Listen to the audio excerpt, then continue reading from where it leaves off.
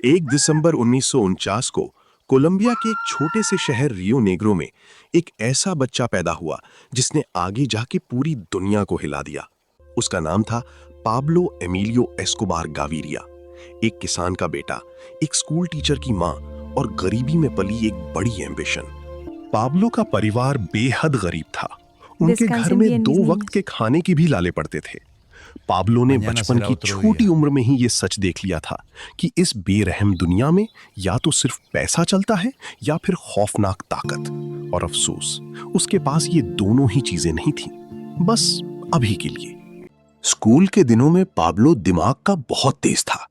उसके दोस्त अक्सर कहते थे कि वो बड़ा होकर देश का प्रेसिडेंट बनेगा, लेकिन पाब्लो के सपने कुछ अलग और खौफनाक थे। वो एक बार अपने सबसे पक्के दोस्त से मुस्कुराकर बोला था, मैं 30 साल की उम्र तक हर हाल में करोड़पति बन जाऊंगा, चाहे उसके लिए मुझे कुछ भी क्यों ना करना पड़े।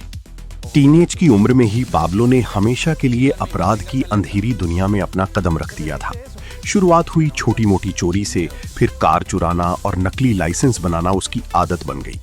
मेडलिन की बेरहम गलियों ने उसे सिखाया कि यहाँ जिंदा रहने के लिए कानून तोड़ना जरूरी है, और पाब्लो ने ये सबक बहुत अच्छे से सीखा। साल 1970 के दहाके में पाब्लो की मुलाकात पहली बार कोकेन की दुनिया से हुई। उस दौर में अमेरिका के अंदर इस सफेद पाउडर की मांग आसमान छू रही थी। चालाक पाब्लो ने तुरंत समझ लिया कि यही उसकी कामयाबी का गोल्डन टिकट है। उसने बड़े पैमाने पर स्मगलिंग शुरू की और देखते ही देखते वो इस धंधे का सबसे बड़ा मास्टर बन गया। साल 1976 में पाब्लो ने हमेशा के लिए मेडलिन कार्टेल की मजबूत नींव रखी थी। ये कोई आम गैंग नहीं, बल्कि एक बेहद ताकतवर क्रिमिनल एम्पायर था। कोलंबिया से ढेरों कोकेन अमेरिका पहुंचती थी और वहां से लाखों डॉलर्स वापस आते थे। इतनी बेपनाह दौलत देखकर खुद कोलंबिया की गवर्नमेंट भी घबरा गई और पाब्लो एक बड़ा नाम बन गया। साल 1980 तक आते आते पाब्लो एस्कोबार इतना अमीर हो चुका था कि उसकी दौलत गिनते गिनते लोग थक जाते थे। उस दौर में उसकी हर महीने की कमाई लगभग 420 मिलियन डॉलर्स थी। पाब्लो ने खुद कहा था कि उसके पास इतनी कैश पड़ी है कि अगर हर महीने 1 करोड़ डॉलर खराब भी हैं तो फर्क नहीं पड़ता। पाब्लो ने कोलंबिया में हासिएंडा नापोलिस नाम की एक बड़ी जमीन खरीदी जो 3000 एकड़ में फैली थी। वहां उसने अपना एक प्राइवेट जू बनवाया जिसमें हिपोपोटामस, हाथी और कई जानवर रहते थे। उसका अपना प्राइवेट एयरपोर्ट भी था। ये कोई आम होटल नहीं, बल्कि इस ड्रग लॉर्ड का अपना बनाया हुआ पर्सनल पैराडाइज था। पाब्लो सिर्फ एक बेरहम और जालिम ड्रग लॉर्ड नहीं था। उसने मेडलिन के लाचार गरीबों के लिए हजारों पक्के घर बनाए, नए स्कूल खुलवाए और बड़े फुटबॉल मैदान भी तैयार किए। गलियों में लोग उसे रॉबिन हुड कहते थे। देश की गरीब जनता उससे प्यार करती थी और यही जनता का दिल जीतना उसकी सबसे बड़ी ताकत थी। पाब्लो का सबसे मशहूर और खौफनाक कहना था प्लाटा ओ प्लोमो, जिसका साफ मतलब था कि या तो पैसा लो या गोली खाओ। देश के बड़े जजेस, पॉलिटिशियंस और ईमानदार जर्नलिस्ट्स जो भी उसके रास्ते में आया, उसे या तो खरीद लिया गया या मार दिया गया। कोलंबिया का पूरा कानूनी सिस्टम पाब्लो के हाथ का खिलौना बन चुका था।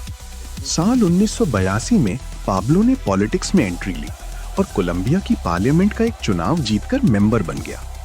उसका सोचना था कि अगर कानून मेरे हाथ में होगा तो कोई नहीं रोक पाएगा, लेकिन जैसे ही उसकी असली क्रिमिनल पहचान सामने आई, उसे पार्लियामेंट से निकाल दिया गया। यही उसके पूरे एम्पायर के पतन की पहली सीढ़ी थी। अब अमेरिका की एजेंसीज DEA और CIA पूरी तरह पाब्लो के पीछे पड़ गई थीं, मगर जिद्दी पाब्लो ने अमेरिका को खुली चुनौती दी कि मैं किसी से नहीं डरता। इसके बाद उसे world most wanted criminal declare किया गया। अब पाब्लो पूरी दुनिया का सबसे बड़ा दुश्मन नंबर 1 बन चुका था। पाब्लो ने कोलंबिया को बम धमाकों से हिलाकर रख दिया। एक पूरा प्लेन हवा में उड़ा दिया, शॉपिंग मॉल में मासूमों पर बम गिराए और सरकारी इमारतों को निशाना बनाया। साल 1989 में उसने देश के नए प्रेसिडेंट उम्मीदवार लुइस कार्लोस गालान की सरेआम हत्या करवा दी। तब पूरा कोलंबिया खून में डूबा था। पाब्लो के दुश्मनों ने अब एक नया और बेहद खतरनाक ग्रुप बना लिया जिसका नाम था लोस पेपेस। ये लोग कार्टेल के हर एक मेंबर और उनके परिवारों को निशाना बनाते थे। अब पाब्लो 2 तरफ से बुरी तरह घिर चुका था। एक तरफ सरकारी फौज पीछे थी तो दूसरी तरफ उसके पुराने खूनी दुश्मन खड़े थे। साल 1991 में पाब्लो ने सरकारी डील के बाद सरेंडर किया, लेकिन ला कैथेड्रल कोई आम जेल नहीं थी। ये एक बड़ा लग्जरी प्रिजन था जिसे पाब्लो ने खुद बनवाया था। वहां आलीशान बार, फुटबॉल कोर्ट और डिस्कोथेक सब कुछ था। जेल के नाम पर वो पाब्लो का एक 5 स्टार होटल था। साल 1992 में जब कोलंबिया की सरकार ने पाब्लो को एक असली और मजबूत जेल में ट्रांसफर करना चाहा, तो वो उस रात के अंधेरे का फायदा उठाकर वहां से भाग निकला। इस ड्रग लॉर्ड ने देश की पूरी सिक्योरिटी को खुला ठेंगा दिखा दिया। अब पाब्लो हमेशा के लिए फरार हो चुका था और पूरा देश एक बार फिर डर के साए में जीने लगा। अब पाब्लो अपनी जान बचाने के लिए लगातार एक जगह से दूसरी जगह भागता रहा। हर रात उसके लिए एक नया और अंधेरा ठिकाना होता था। जो बंदा कभी 19 बड़े महलों का अकेला मालिक था, आज वही हर दिन छुपते छुपते अपनी जिंदगी काट रहा था। फिर भी इस जिद्दी पाब्लो ने हार नहीं मानी और वो आखिरी दम तक लड़ता रहा। कोलंबिया की सरकार ने अब एक खास स्पेशल फोर्स सर्च ब्लॉक तैयार की, जिसका सिर्फ एक ही मकसद था, पाब्लो को जिंदा या मुर्दा पकड़ना। हजारों फौजी, पुलिस और अमेरिकन इंटेलिजेंस एजेंसीज सब मिलकर उसकी तलाश में लगे थे। अब मेडेलिन शहर की हर एक गली में पाब्लो का बुरा शिकार शुरू हो चुका था। पाब्लो एक बेहद जालिम और बेरहम ड्रग लॉर्ड था, लेकिन वो अपने परिवार से बेपनाह प्यार करता था। अपने मासूम बच्चों के लिए वो कुछ भी कर सकता था। एक बार जब उनका परिवार ठंड से कांप रहा था, तो अपनी बेटी को बचाने के लिए उसने कैश के $2 मिलियन के बड़े बंडल आग जलाने के लिए फूंक दिए थे। पाब्लो की एक सबसे बड़ी और आखिरी गलती ये थी कि वो बार बार अपने परिवार से बात करने के लिए फोन करता था।